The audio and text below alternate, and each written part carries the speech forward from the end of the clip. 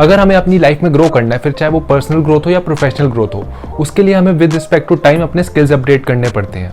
और अगर हम अपने स्किल्स अपडेट करने के लिए पढ़ाई नहीं करेंगे तो हमारी ग्रोथ बिल्कुल नेग्लिजिबल होगी। और अगर आप वर्किंग प्रोफेशनल हो तो बहुत ही मुश्किल हो जाता है पढ़ाई के लिए टाइम निकालना। उस टाइम आपके पास इतना ज़्यादा टाइम बचता नहीं है पढ़ाई में इन्वेस्ट करने के लिए, क्योंकि आपको ऑफिस का वर्कलोड भी मैनेज करना पड़ता है, फिर डेली ट्रैवलिंग में भी टाइम वेस्ट होता है, फिर लास्ट में थोड़ा टाइम फैमिली के साथ भी स्पेंड करना होता है। और इसके बाद भी अगर थोड़ा टाइम बच जाए तो फिर पढ़ने का मन नहीं करता। और ये डेली रूटीन में हम इतने कंफर्टेबल हो जाते हैं कि ये हमारे लिए एक नेवर एंडिंग लूप बन जाता है। पर हमें हमेशा एक चीज़ ध्यान में रखनी चाहिए कि अगर हमें अपनी लाइफ में अच्छी अपॉर्चुनिटीज़ चाहिए ग्रो करने के लिए, तो हमें कॉन्स्टेंटली अपने स्किल्स अपडेट करने पड़ेंगे और एक्स्ट्रा एफर्ट डालने पड़ेंगे, क्योंकि what comes easy won't last for ever. Hi everyone, आज मैं आपको बताऊंगा कि मैं कौन से मेथड्स फॉलो करता हूं और कैसे अपना टाइम इन्वेस्ट करता हूं पढ़ाई में, ताकि मैं अपने स्किल्स अपडेट कर पाऊं। तो अगर आपको इन्फॉर्मेशन अच्छी लगे तो प्लीज़ वीडियो लाइक कर लेना और चैनल को सब्सक्राइब कर लेना। फर्स्ट पॉइंट जो मैं कुछ भी पढ़ने से पहले सोचता हूँ वो है एंड रिजल्ट्स। मतलब वो चीज़ पढ़कर मेरी लाइफ में क्या वैल्यू ऐड होगी, और उस हिसाब से मैं अपने एफर्ट्स डालता हूँ। कभी कभी कुछ चीज़ें ऐसी होगी जो सिर्फ आप अपनी नॉलेज एक्सपैंड करने के लिए पढ़ना चाहते हैं, जैसे फिटनेस से रिलेटेड कोई कोर्स हो गया या वीडियो एडिटिंग के लिए कोई कोर्स हो गया। तो इन सब चीज़ों में मैं टाइम का टारगेट नहीं रखता कि इतनी ड्यूरेशन में मुझे ये स्किल सीखना ही सीखना है। पर अगर मुझे अपनी प्रोफेशनल ग्रोथ के लिए कोई स्किल सीखना है जिसका मुझे पता है कि मेरे प्रोजेक्ट में यूज़ होने वाला है या फिर मुझे लॉन्ग रन में काम आएगा, तो मैं उसके लिए एक टाइम लिमिट सेट करता हूँ कि इतने दिनों में मैं ट्राई करूँगा कि वो चीज़ पढ़ लूँ। सेकेंड इंपॉर्टेंट पॉइंट है कोर्स सिलेक्शन। मैं अभी भी काफ़ी सारे लोगों को देखता हूँ जो अपना इतना सारा टाइम वेस्ट करते हैं और पैसे वेस्ट करते हैं ऑफलाइन कोर्सेज में एनरोल करके।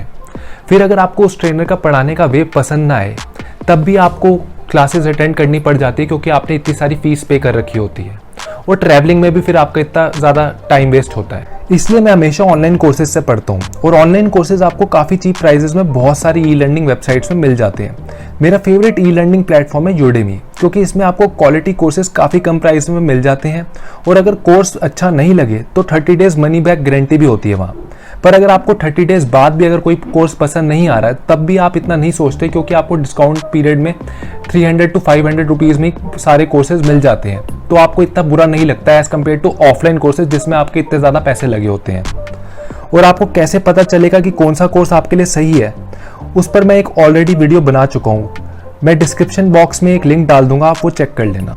थर्ड और मोस्ट इंपॉर्टेंट पॉइंट है टाइम मैनेजमेंट। टाइम मैनेज करने के लिए मैंने इनिशियली काफ़ी स्ट्रगल किया, बहुत सारे मेथड्स ट्राई किए, पर तब भी कोई ढंग का आउटपुट नहीं आ पाया। फिर मैंने अपना जो ट्रैवलिंग का टाइम होता है उसे यूटिलाइज करना स्टार्ट किया। मतलब मुझे डेली अप्रॉक्सीमेटली 3 आवर्स लगते थे टोटल ट्रैवलिंग में, तो मैं यूडेमी कोर्सेज डाउनलोड कर लेता था और कैब में उन्हें देख लेता था, और फिर रात को 30 मिनट्स में वो चीज़ें प्रैक्टिकली इंप्लीमेंट कर लेता था। इस मेथड को फॉलो करके मेरा काफ़ी टाइम सेव हुआ, और मुझे वर्क आवर्स के बाद अपना पर्सनल टाइम ज़्यादा स्पेंड नहीं करना पड़ा। और फिर वीकेंड में तो इंटरेस्ट के अकॉर्डिंग जितना मर्जी टाइम यूटिलाइज कर लो आप सेल्फ स्टडी के लिए। पर इस मेथड से वर्क डेज में ही काफ़ी सारे टॉपिक्स कवर हो जाते थे, तो वीकेंड में ऐसा इतना ज़्यादा टाइम इन्वेस्ट नहीं करना पड़ता था। और अभी तो काफ़ी टाइम से वर्क फ्रॉम होम चल रहा है, तो काफ़ी टाइम मिल जाता है सेल्फ स्टडी के लिए। फोर्थ पॉइंट है नोट टेकिंग। मैंने आईटी इंडस्ट्री में काम करने से पहले कभी नोट्स नहीं बनाए थे।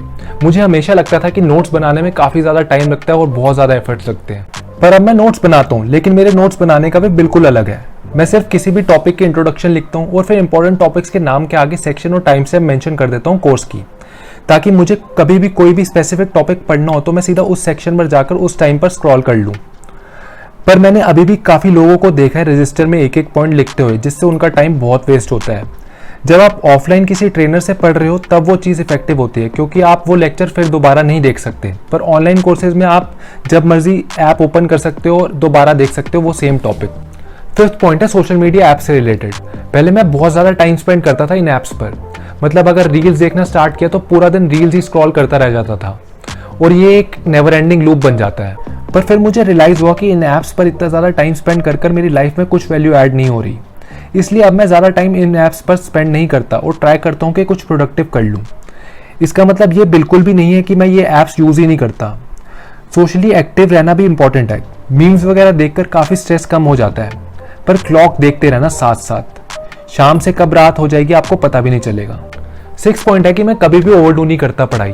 मतलब जॉब में कभी कभी वर्कलोड ज़्यादा होता है और काफ़ी सारी एनर्जी कंज्यूम हो जाती है उस काम को करने के लिए।